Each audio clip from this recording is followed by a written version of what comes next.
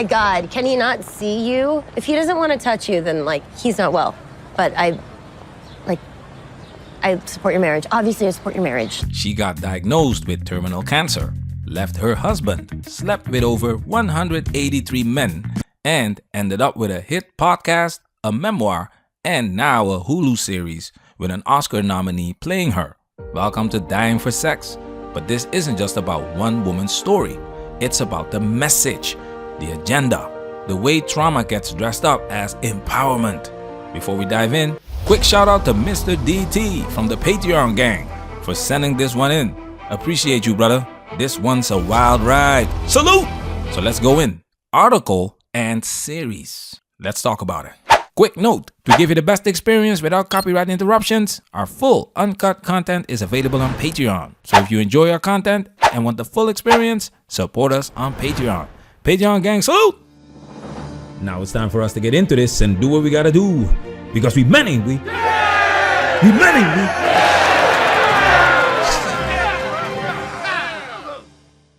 A woman that was diagnosed with terminal cancer took it upon herself to sleep with as many men as possible on a sexual liberation journey. Molly Kochan was told of the heartbreaking medical news in 2015, having originally been diagnosed with breast cancer back in 2011. When she was diagnosed with breast cancer, she found out it had spread to her lymph nodes and led to a number of treatments such as chemotherapy, radiation treatment, and a double mastectomy.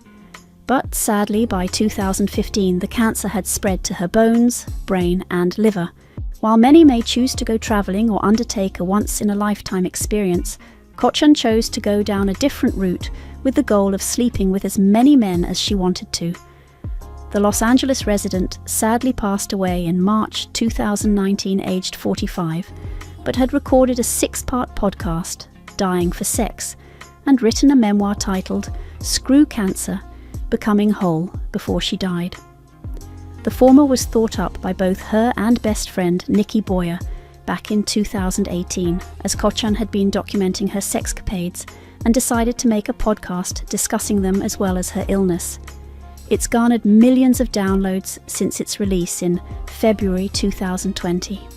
Back when Kochan was told the gut-wrenching news, she made the decision to end her loveless 15-year marriage and go on a journey that would introduce her to world of dating in the 21st century, leaving no stone unturned to seek joy. Loveless, maybe, but notice what's missing. Self-reflection, no conversation, no therapy, no accountability. Just toss the man aside like last season's yoga pants and dive headfirst into chaos. But if a man left his terminally ill wife to smash 183 women, they'd call him a monster. She does it. She gets a memoir and a mini-series. I'm confused when I get interrupted. Anyways, so yeah, I just think there's a little bit of a double standard here. Molly and I haven't had an active sex life in years. Since Molly's breast cancer diagnosis. Yeah, I mean, we weren't having much sex when you had cancer, so. Because you said my bald head made you think about your dad. But you don't have to take care of me now. I'm healthy. I just want you to want me. Please. Please. And it's like, now she wants to again, and I'm the bad guy because I can't flip a switch and suddenly be Mr. Sex? Oh. What if that's the last time I have sex? Half a blowjob that made him cry? Okay. It's just your boobs. What? When I touch them, it makes me think of the mastectomy, and then I think about losing you. My boobs make you think about death. Yeah. This scene is brutal. Molly tries to initiate sex, and Steve breaks down crying, not because he doesn't love her, but because every touch reminds him she's dying. You feel that? That's grief. That's real. But the story flips it, makes him the obstacle. And it's not that he's broken, it's that he's boring. And just like that, the husband becomes the footnote. While menopausal hormones can lower sexual libido, Kochan insisted at the time, "I literally wanted to hump everyone and everything that I saw. I was horny all of the time. I felt like a teenager again. Hormonal chaos, terminal diagnosis, childhood trauma unresolved. And the media is like, yes, queen, reclaim that libido. This isn't healing. It's a coping mechanism with a PR team. You don't have to shame it, but let's not lie about what it is. But this isn't an authentic desire. It's the medication. Tamoxifen. Yeah, the drug that prevents the cancer from returning. A side effect is decreased libido, but Molly's body's like an anomaly, and it increased hers. That's not a side effect. Okay, but it is. Dr. Pankowitz said it's the meds. Dr. Pankowitz is your doctor, Steve? Molly's. Oh, Steve, I want to shove him into a bush. I'm sick that everything is so simple between us. Yeah. He's the caretaker and the martyr, and I'm his patient, and that means he won't touch me. Oh my God, can he not see you? If he doesn't want to touch you, then like, he's not well. But I support your marriage. Obviously, I support your marriage. This moment, classic girl code sabotage. If he can't see you, he's not well. Translation, dump him. But she still says, I support the marriage, to keep her hands clean. It's emotional gaslighting, but wrapped in pink glitter and brunch vibes. She even took to posting snaps on dating apps before ending her marriage, though when the American podcaster called time, she went on to sleep with over 183 men. Why 183? Well, Kochan and Boyer lost count after that. 183! And they say it's like it's an achievement. Meanwhile, society tells men that if you've been with more than 5 women, you're a misogynist, a womanizer. Double standards? Nah, this is double fantasy. One gender gets shamed, the other gets a streaming deal. She claimed that she slept with someone that had a foot fetish, a man that had a resemblance to Ryan Reynolds, and even someone with clown makeup. Feet, clowns, Ryan Reynolds lookalikes. We've gone from bucket list to browser history. Apparently, the more extreme the kink, the deeper the healing. Forget peace, forget therapy, just get freaky and call it growth, the foolishness. The story is so extraordinary that a TV miniseries on her story has been released, with Oscar nominee Michelle Williams playing Kochan in Dying for Sex. Of course, Hollywood took a woman's trauma and said, you know what this needs? Michelle Williams and some slow-mo shots of Tinder hookups, because nothing says healing like cinematic lighting and emotional chaos. But here's the kicker. Right after the episode, they hit us with that classic line. Certain characters, incidents, and dialogue were fictionalized for dramatic purposes. You know what that means, right? They sprinkled just enough truth to hook you, then flooded it with fantasy. That's how you sell girl boss therapy cosplay to the masses. And how do they dramatize it? Simple formula.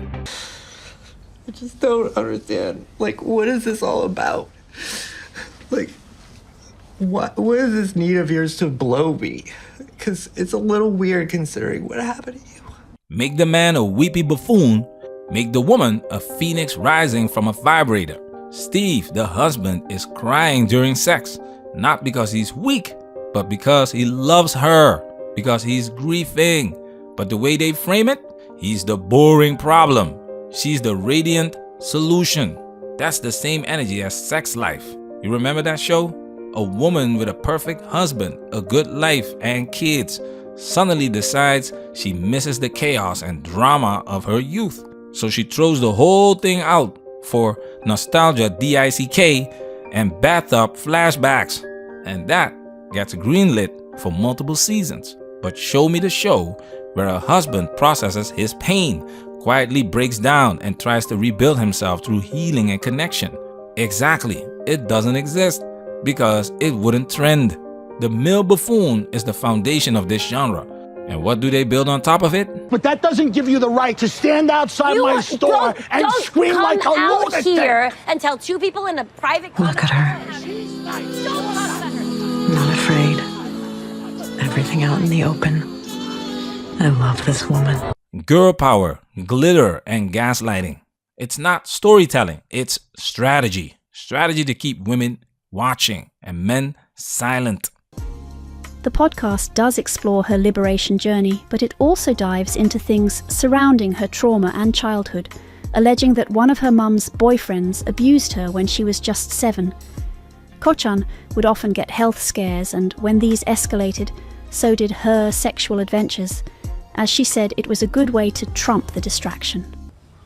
My mom's boyfriend made me give him a when I was 7. There, I talked about it. But you haven't processed it. I don't.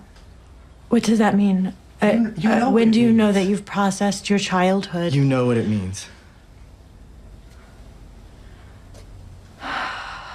This is the core. This is what matters.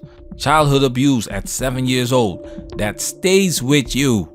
But instead of helping her unpack that trauma, society handed her a microphone and said, "Tell us about the kinks."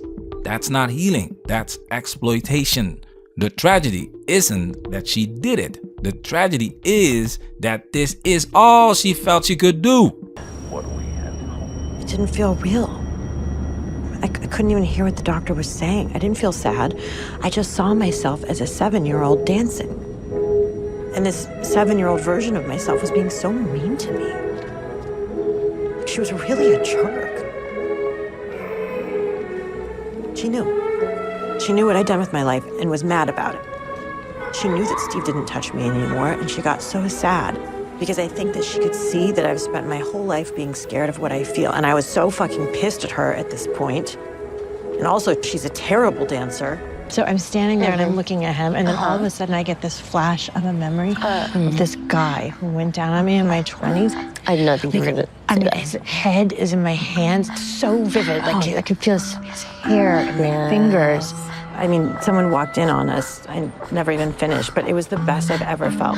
Yes. And I just kept thinking, I don't want to die without ever feeling that way again.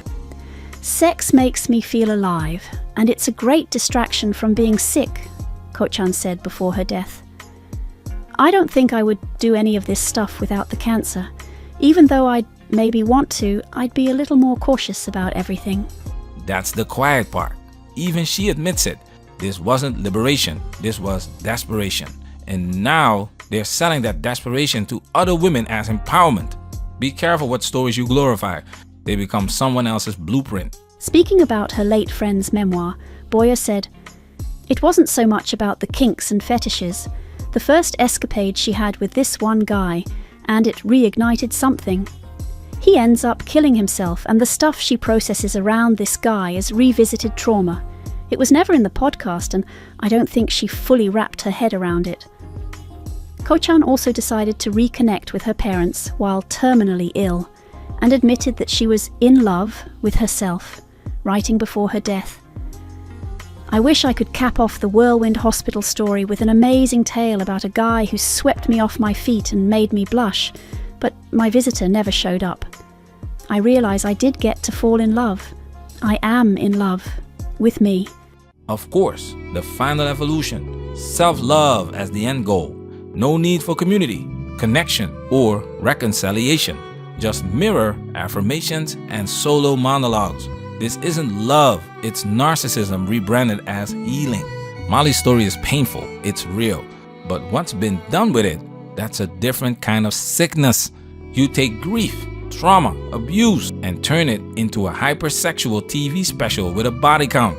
If you're a woman, you can turn that into a platform. If you're a man, and you even mention loneliness online, you're labeled toxic, incel, threat to society. This isn't equality, it's hypocrisy with better lighting. And this is why we react, not to judge Molly, but to show the next generation that this is not the only path. If you got value from this, hit the like, hit share, and keep your eyes wide open. The clown world is real, the foolishness. I'm sorry, but just like your childhood trauma. You say trauma like trauma? What do you mean? Say it. Trauma. Trauma. Yeah, that's how you say it. Jesus. Man, that's where we working. Protect yourself at all times. This video has officially been highlighted.